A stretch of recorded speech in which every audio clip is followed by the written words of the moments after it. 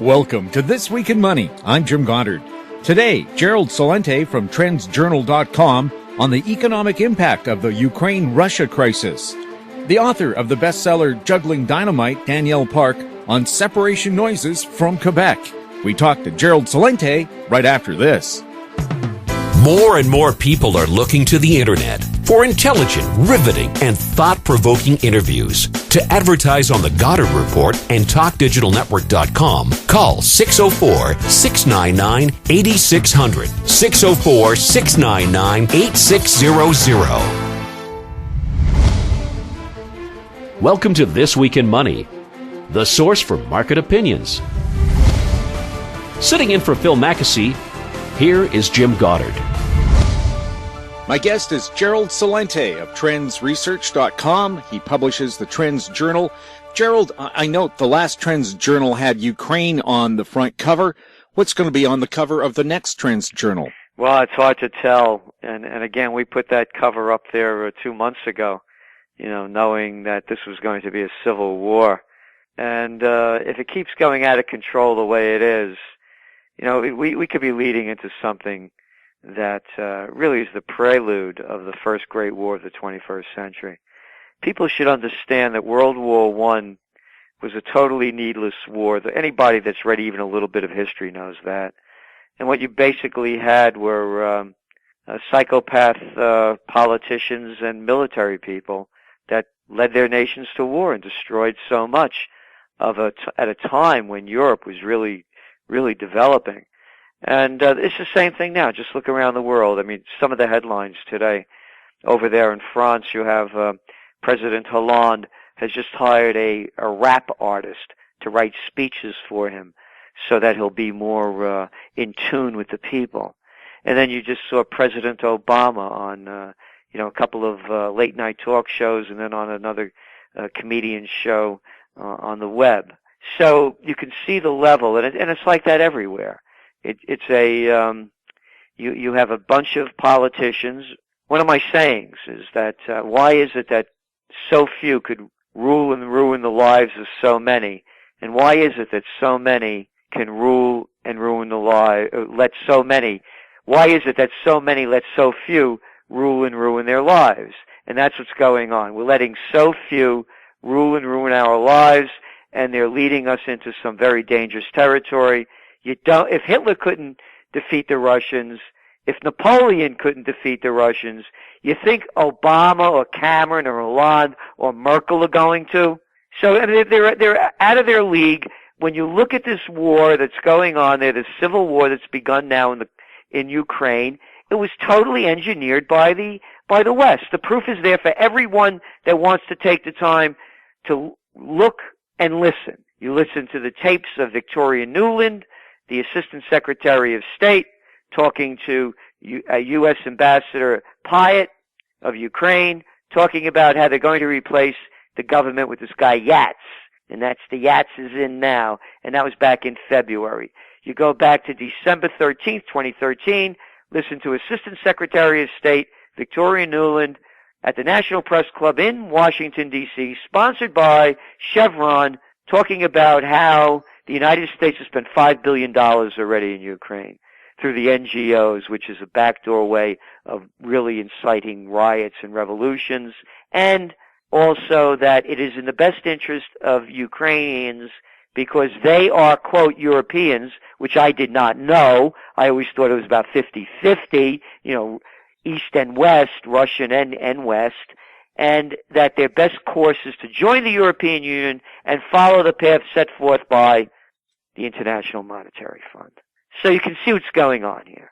Why has Ukraine become so important to both sides? Well, it's important to Russia because the United States and part of the neocon movement is to keep degrading Russia so it would be more susceptible to any kind of attacks.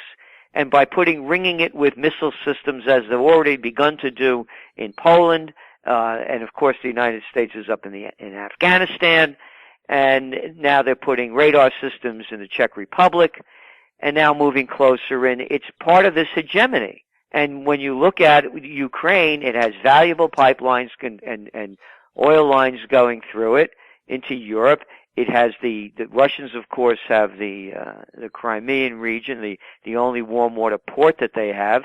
And let's not forget the Crimean War was fought over that, in the 1800s when England tried to stop them from having it, and they were successful for a short amount of time. And then you're also looking again at the multinationals, and they're gaining. They want more, and what they're going to do is to turn Ukraine into what they've done to most of the rest of the world. And it's the banks, it's the multinationals, and it's the military-industrial complex. It's nobody's business, and to have all this kind of interference in there it's overt. It's not even covert. Is Putin right then when he says, I have to go in and protect the interests of Russians who live in Ukraine? Well, I don't know if he's right or wrong, but I know that, again, let's suppose those French over there in the other part of your country want to secede, and all of a sudden France comes over, and the rest of the Canadians don't want them to secede, and then France comes over. I mean, it's going to be a war. And here the United States and Europe, I mean, how many miles is the United States away from Ukraine? What are we doing over there? So what I'm saying is that, these are very complex issues. But the fact of the matter is it's a destabilization of Russia, and it's a downgrading of Russia, and the United States is only other nations that are standing in its way of total global hegemony is Russia, China, and Iran. And now you can see with the Pivot Asia movement with the United States and its allies in trying to also degrade any type of resistance from China. So this is, to me, just more of the military madmen and the political psychopaths in charge. Does Ukraine have a central bank like the U.S. and Canada has? I don't know. I really don't. And would it make any difference if they did? No, not really, because they have a very small GDP. It's like around Peru's or somebody's, and they've been in a real downdraft for a long time. Actually, since that so-called Orange Revolution in 2004. Again, that was instigated by the United States and the NGOs, non-governmental organizations, and it's a corrupt country, like so many other countries are. And there's, for example, all of this talk about, 33 tons of gold being shipped out of Ukraine into the United States. What does that equal? Like $1.3 billion. That's chump change, compared to what the market is and what their debt is and everything else. So this is, to me, it's more of a strategic move. The United States has already put so many of the former Soviet bloc countries under the umbrella of NATO. And what is NATO doing here anymore to begin with? As a matter of fact, we did that story in the autumn edition of the Trends Journal. No Need for NATO. It was penned by Dr. Paul Craig Roberts, who was the former Assistant Treasury Secretary under Ronald Reagan and writes for our Trends Journal. And he made the point that the NATO is there nothing more than another arm of the United States military-industrial complex. And of course, whatever the U.S. decides to do under the guise of NATO, every other country that signed up with the treaty organization is bound to go along with it. You got it, because the United States is the power. That's why Canadian and British troops and German troops were in Afghanistan. And today, the last 100 Canadian soldiers are getting out. Yeah, boy, it took a bit of time, didn't it? This is the longest war in American history. And for what? I'll tell you for what. To get Osama bin Laden and rid the world of terrorists, little girls and boys. Look at Libya. Pick up the papers every day. Total chaos. Wonderful humanitarian mission. Destabilizing a country that was the richest country in North Africa. Look what they've done in Iraq. Every day you pick up the newspaper. 80 dead, 100 dead, 300 dead, 120 dead, 50 dead, 9 dead. Over 1 million dead from the war. But it's every day they keep adding up. And for what? For lies. You remember Saddam Hussein had weapons of mass destruction, ties to Al-Qaeda. And that Gaddafi, he was giving Viagra to his troops, so he'd rape the women. Oh, and you remember just before the Sochi Olympics, don't get on a plane to Russia, they got toothpaste bombs. I mean, who could believe this crap? And people do. Matter of fact, anybody that says the mainstream media has lost its support and following, and that the internet is taking over, it's not true. Because the propaganda mill running out of the major media in the West has gotten people to hate Russia. And you'll see it in the poll numbers. In the United States, prior to this, just in the build-up to the Sochi Olympics, they're killing them stray dogs all over there. The water is yellow. They're homophobic. I mean, I could go on and on every day, another horror story of made-up junk. And what happened? The United States, by the time the Olympics started, looked at Russia at the lowest level it did since 1994. And what was the big thing in '94 that made us turn against them? Well, it was, it was the breakup of the former Soviet Union only a few years earlier, and there was all kinds of destabilization going on. But, let's not forget, America fought the Cold War all those years, so it took a little time to, normalize relations.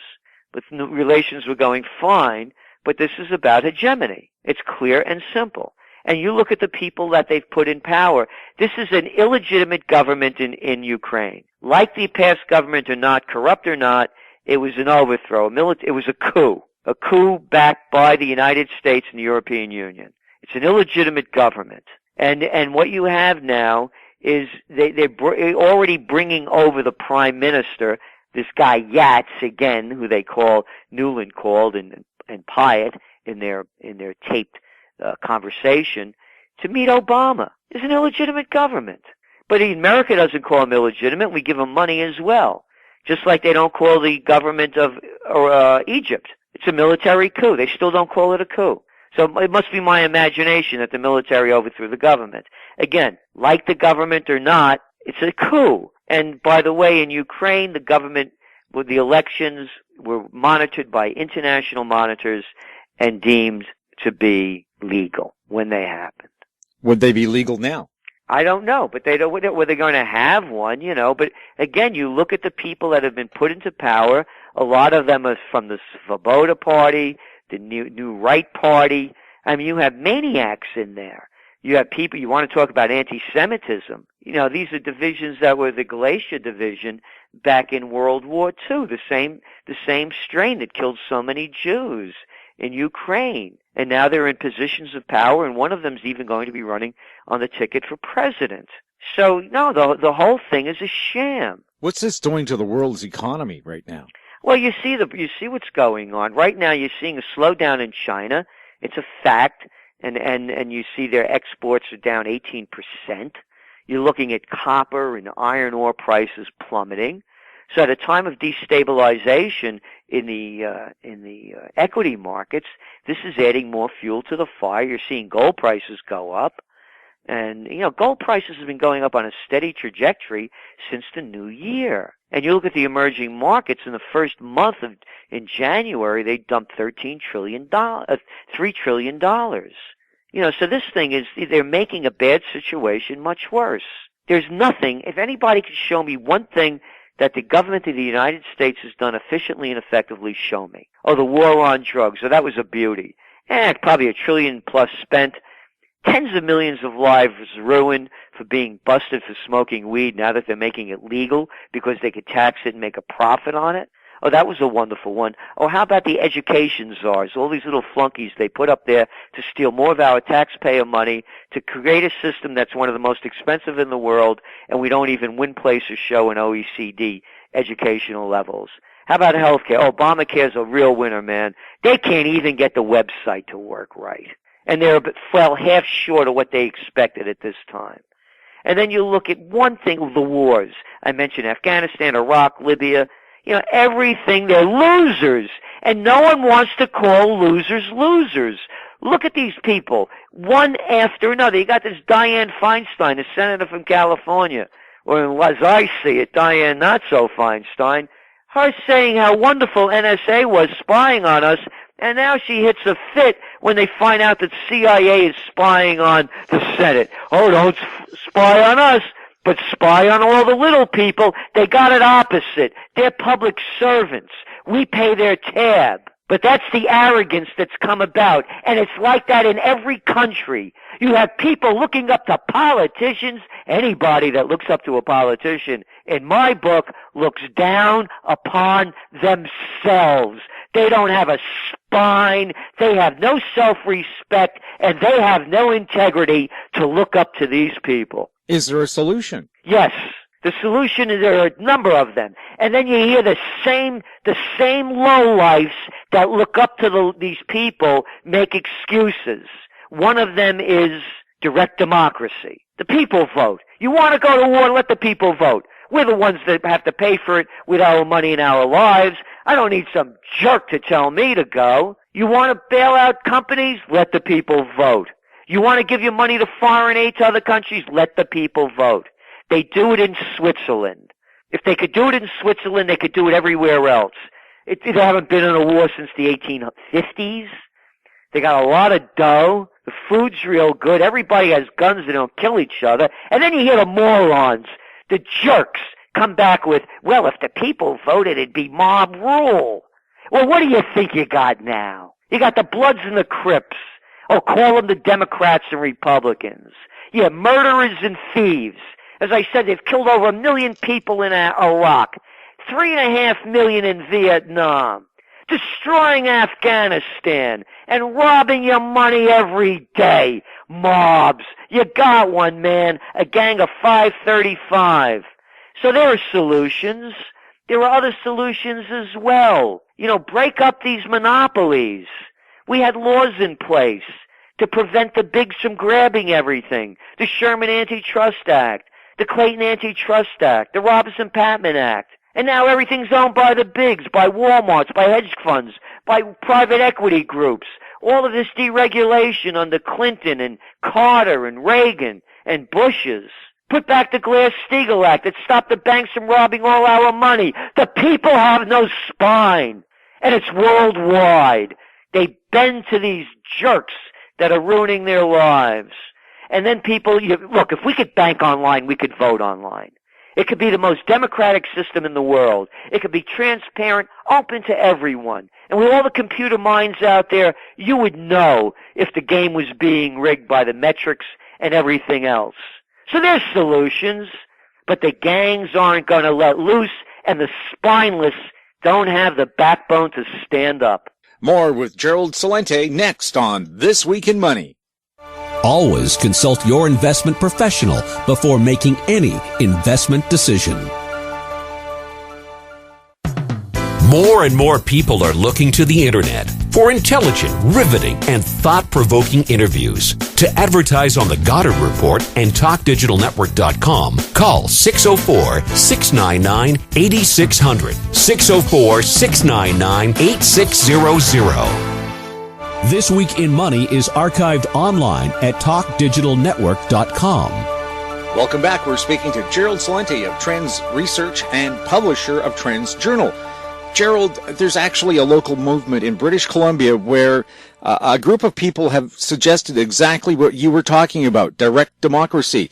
The Canadian Constitution says we're allowed to vote on important issues and to vote as often as is necessary, yet effectively we have a dictatorship in Ottawa for 5 years. We can't do a thing against whatever the Prime Minister decides to do because he has a majority government and his word is the law.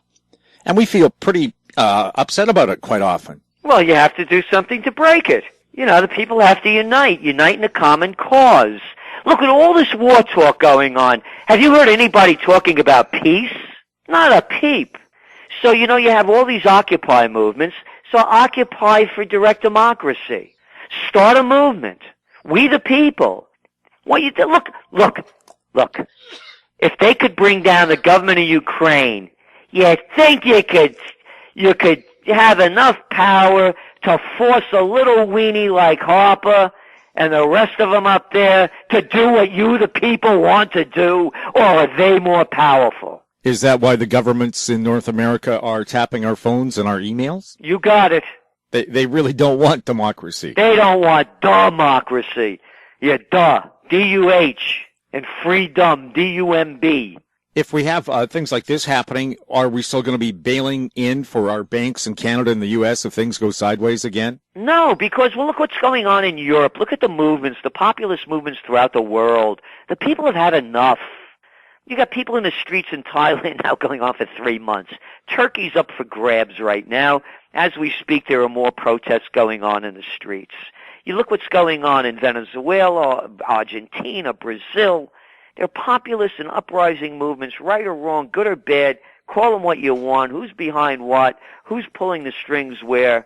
It's going on. You've heard me say this many years ago when the Panic of '08 began, and I predicted that things were going to get much worse for the average person. The money was all going to go in the hands of a few. When people lose everything and have nothing left to lose, they lose it. And they're starting to lose it. Look what's going on over in Syria. What a disgrace that the Western nations and the Arab League are supporting these so-called rebels that have put millions of people as refugees, destroyed a country that, with antiquities going back, to biblical times, and everyone is silent on it and supporting it and buying it's none of our business, but they're doing it. There was a photo of Palestinian refugees in the areas outside of Damascus where their camps are, trying to millions of tweets on it and views, throngs of them. You look at this picture, you can't believe it. And you know what they've been doing? They've been trying to make it sound. They've been trying to discredit it as a Photoshop picture. And the UN delegation said, no, this isn't Photoshop. This is for real. We're not seeing any of it. Hey, but we did see Justin Bieber's deposition, didn't we? Yeah. You get it? Brainwash. Is this like the Roman circus where they, started having slaves fight to the death to distract the Romans from the fact that they were also starving at the same time? Precisely. As I said, why do I have to see and even know about Justin Bieber's deposition and being showed on television? I mean, come on. I'm watching the President of the United States yuck it up with clowns. It's beyond comprehension. And it's right in front of everybody's eyes. Look at the Academy Awards, the crappy sets, the selfies, the self-congratulation. Listen to the music. It is garbage. You want to defend it? Knock yourself out. There's no quality, no grace, no beauty, just a lot of destruction and a slide to the lowest common denominator. Wasn't this predicted, that this would happen to the American empire? It would become self-obsessed? Yes, but it's happening again. It's happening worldwide. It's one country after another. And the countries are being destroyed by money junkies and military madmen. And there's no, I was talking to Dr. Paul Craig Roberts just last night. And again, former Assistant Treasury Secretary under Ronald Reagan. He could bring in the head of the CIA and did for questioning under oath. And I said to him, Craig, I said, is there something going on behind the scenes over here? Are there other people pulling the strings? He said, no. He said, what you see is what it is. I said, you mean these jerks that you see, like when you see Obama and his strategic team around? He said, that's it. That's it. Wow, so there is no secret conspiracy. It's right in our faces. It's right in our faces, and everybody's afraid to call it what it is. And what's astounding is that no one would take this kind of abuse from someone in a personal relationship, marriage, partnership, or with business partners, or with friends, or workers. No one would tolerate this kind of abuse. But boy, do they take it from the politicians. Strangers. And then you watch somebody like Rob Ford, who has gained international notoriety for being what I would call being a drunken bum. I would call him the same thing. Or drunken, bum with possibly a drug habit. Yeah, cracked up on his way to the liquor store. Yeah, really, is this a man of dignity? I didn't feel very proud when I saw him on Jimmy Kimmel the other night. Is this an Eisenhower? Look what we have. Could you imagine Eisenhower doing any of these things? We're the leaders. There aren't any. And that's, again, I was talking to Paul Craig Roberts and last night about this. And he said he remembers a time when, I asked him, he said he remembers a time in Senate and Congress, where there were real men in there, that they wouldn't take a penny from anyone, and they wouldn't take anybody's baloney either, and they would all talk to try to make a deal happen, that if they thought it was in the best interest of the nation. I don't think anyone is worried about best interests of nations. They're worried about their own best interests. Well, that's it. Look at them. They'll lie, cheat, steal, and do anything they want to get to the top. as they continue to do. More with Gerald Celente next on This Week in Money. More and more people are looking to the internet for intelligent, riveting, and thought-provoking interviews. To advertise on the Goddard Report and TalkDigitalNetwork.com, call 604-699-8600, 604-699-8600. This Week in Money is archived online at TalkDigitalNetwork.com. Welcome back. We're speaking with Gerald Celente, publisher of Trends Journal. Gerald, if we have people like Rob Ford running our lives, maybe, our Prime Minister said, do I look like a guy who uses marijuana? Well, I don't know what that particular person looks like because it seems like half the population of Washington State and Colorado is using pot. And both of those states, by the way, say they're making a ton of tax money on it, twice as much as they expected to make. Why are governments scared to do what those particular states have done? Well, the whole thing is disgusting. Again, they've had this phony war on drugs all these years. It's kind of like prohibition. And then, gambling. I'm a kid. I grew up in the Bronx and Yonkers. I remember when Joe Masello, the vegetable man, was busted for running the numbers.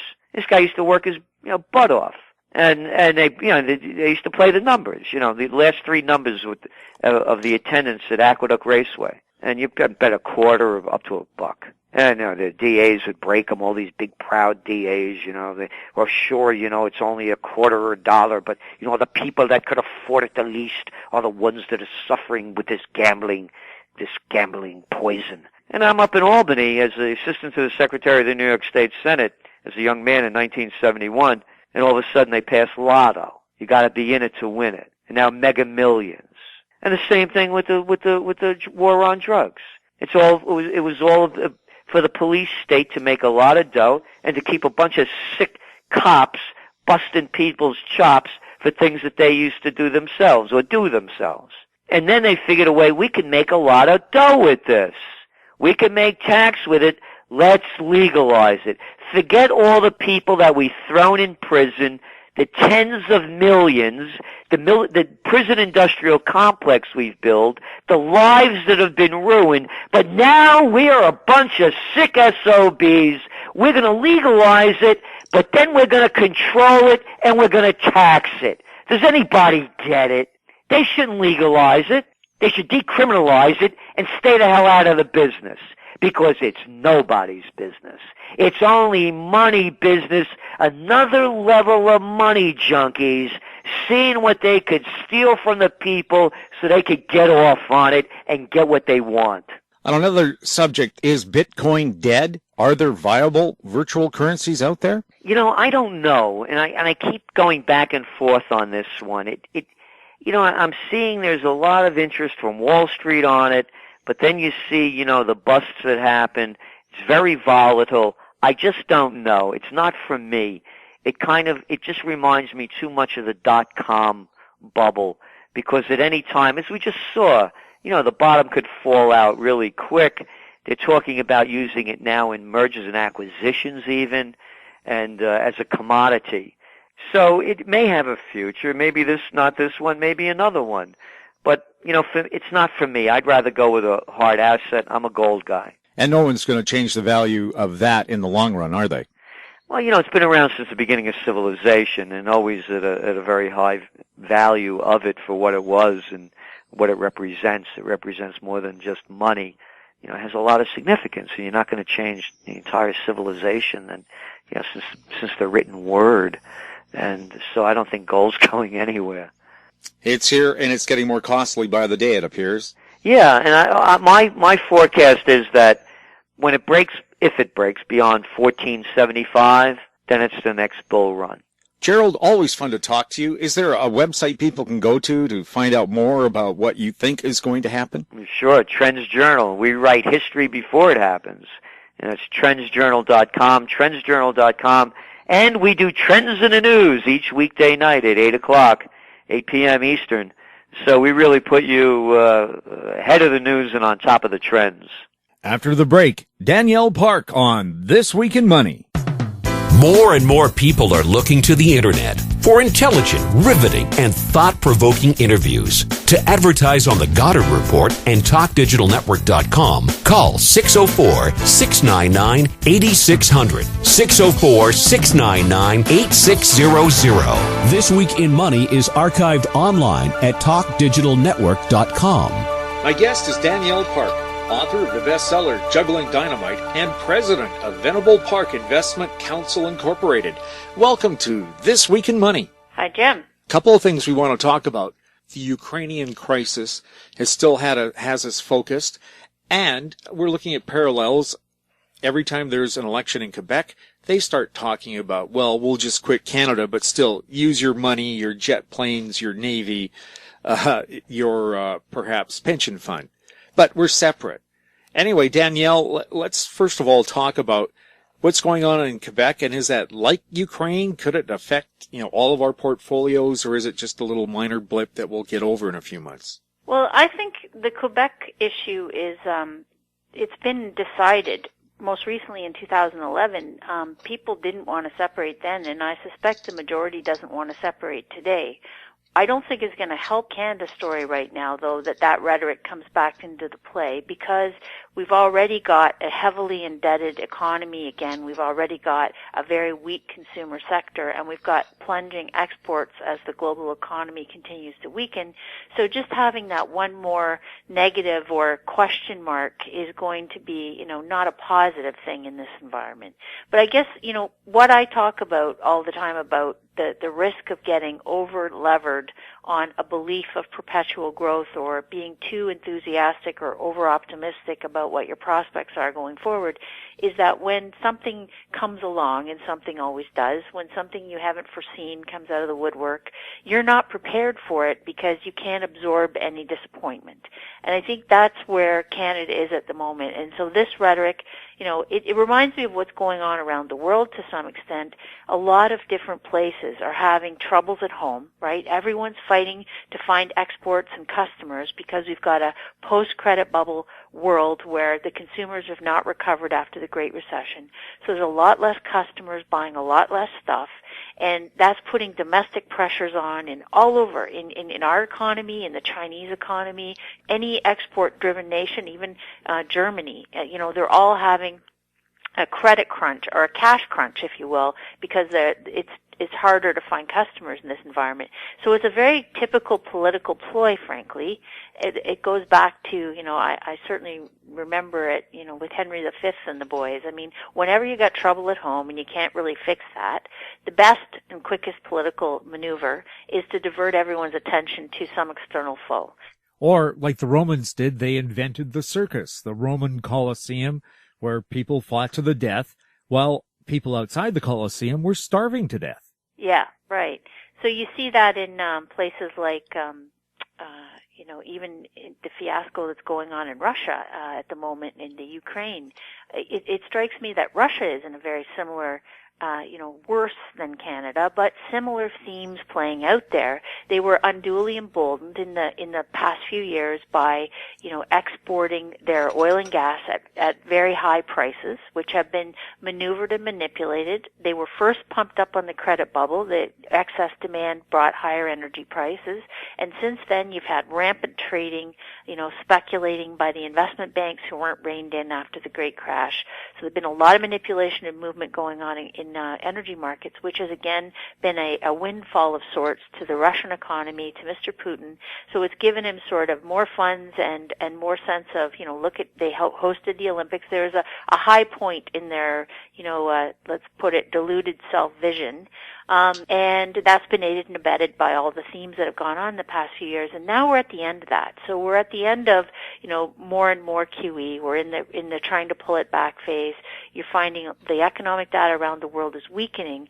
And so I think, places like Russia are in the same kind of boat where they're saying, let's divert an unhappy populace at home. Let's try and get everyone, bring everyone together behind a common foe or external purpose. And in this case, it seems to be, by taking back this Crimean region, and then, that's the thin edge of the wedge, because now we get into this whole posturing among countries. So, first of all, the EU was very weak in its commentary, because frankly, they're trying to sell stuff, right? They're in a big credit crunch. They need customers. They want free exchange of their exports.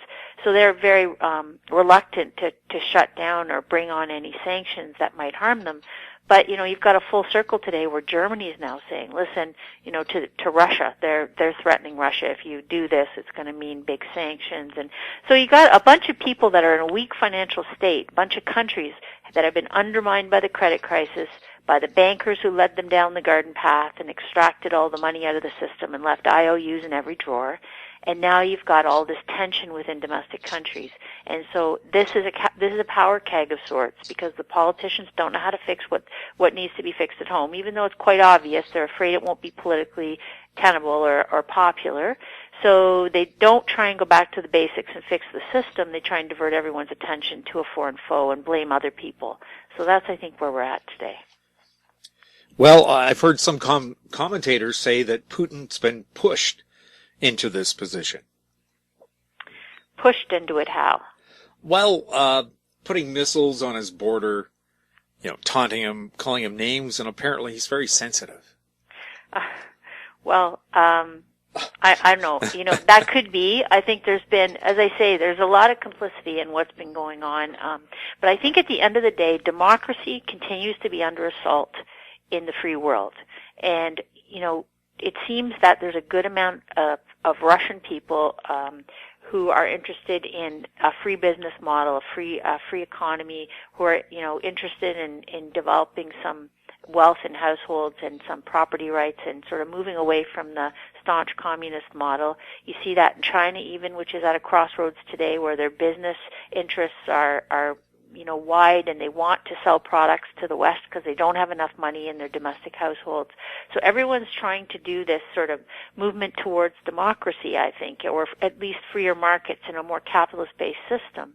And then you see, that breakdown within the Ukraine, where a good amount of the population is saying we want to align ourselves more with Europe, not necessarily with Europe and all their debt mess, but with Europe and their free market economy and their prospect of, trade with the rest of the world. And then you've got the old, oligarchs or power people who are saying, that have a vested interest in maintaining the status quo. Because let's face it, there's been an incredible amount of billionaires made in Russia in the past few years, as there's been a lot of corruption and all that energy money, premium oil, all that sort of thing has really put a beautiful bounty onto a certain amount of people who are in positions of control, who are able to extract that and make themselves extremely wealthy. So they always end up taking over the political system, right? The status quo with the most money. It's happened in America. It's happened pretty much in every country. You've got the push and pull always between the vested interests who have the money, who end up buying the politicians, and the forces of democracy and free markets who are trying to say, no, the people want some, self-governance. They want some ability for upward mobility. They don't want to work within a purely rigged system. So you have those two forces at conflict today in the world, again. Well, that's how everything seems to march on.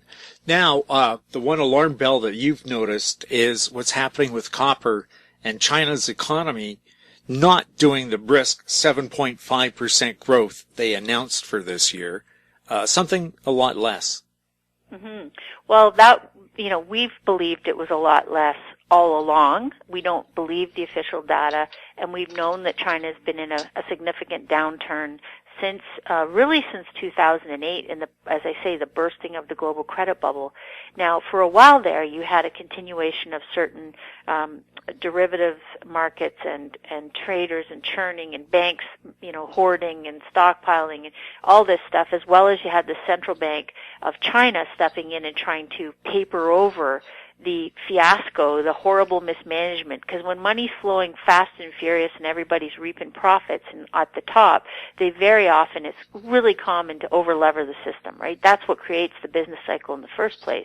They overlever, put in way too many loans, and then when the bust comes, everyone's scurrying around trying to cover up the mess that they made, the tracks that they made, and trying to, again, say it wasn't their fault sort of thing. So that went on in China, certainly. And their thesis, their modus operandi seemed to be, hey, we've got a ton of cash in the kitty from all the dumb spending in the West the past few years. This was up to 2008.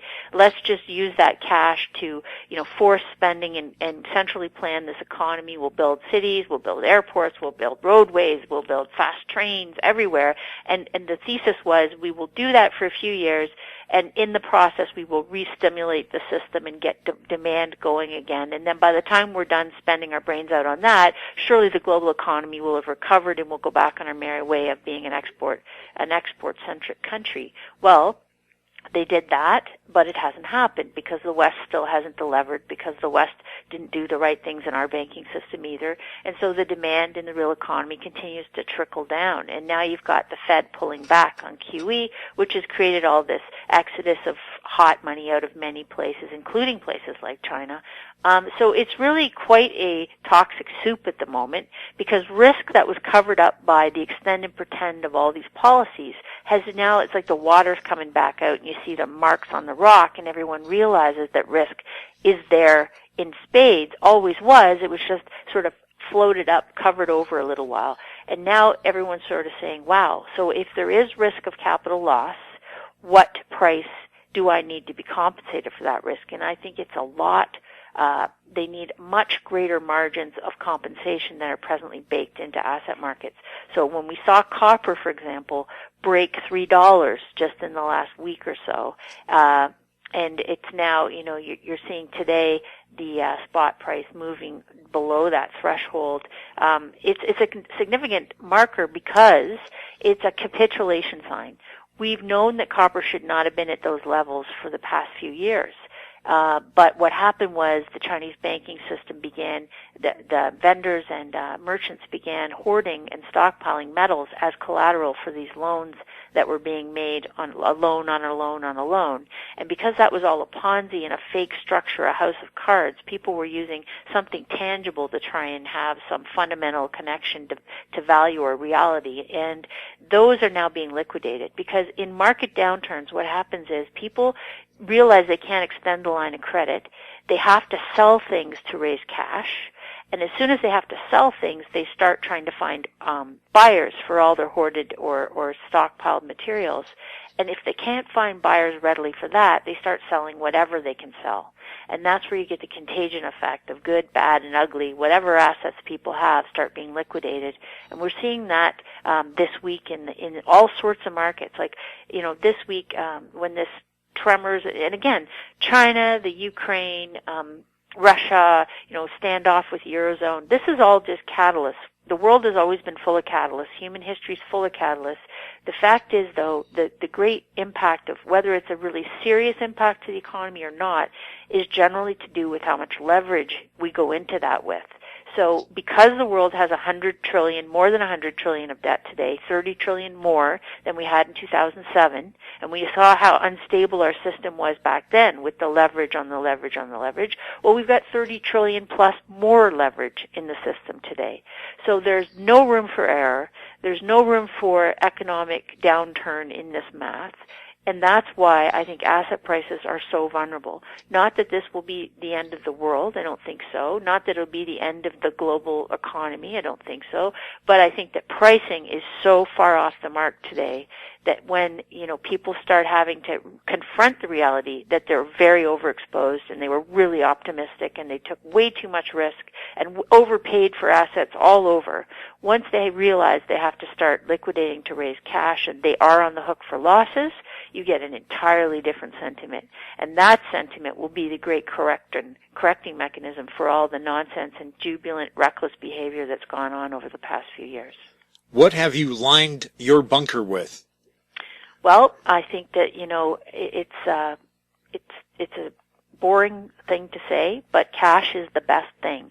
You know, I've talked about this for the past while where people will say, no, I want to have, you know, precious metals, or I want to have tangible hard assets and that sort of thing. But that's misunderstanding the climate we're in today. In a globally levered marketplace where all those commodities have been used and abused as multiple collateral for, you know, the same pledging of different things over and over through the derivatives market and all this wovenness of the investment banking world, everything's been used and abused and overvalued in this climate. So, you know, to think that you can hide in something where you need to find a buyer when you want to, you know, when you want to move somewhere else, you're thinking, well, I'll just sell what I have and move to something else. Good luck, Chuck, because there's going to be everyone wanting to sell at the same time. And that's why liquidity is a vapid affair. It's a you know, a mirage in the desert. If you think that what you have, if you need to sell it to raise cash to buy the other things that you want to buy when they go on sale, you don't want to have to be doing that. So, Danielle, can you maybe tell us which websites we should go to find out more about your philosophy and why you believe in these things? Sure, Juggling Dynamite is the blog, and VenerablePark.com is the firm. Thanks to our guests, Gerald Celente and Danielle Park, and thank you for listening. I'm Jim Goddard for Phil Mackesy. We're back next week with more This Week in Money. This Week in Money is a production of Howe Street Media Incorporated.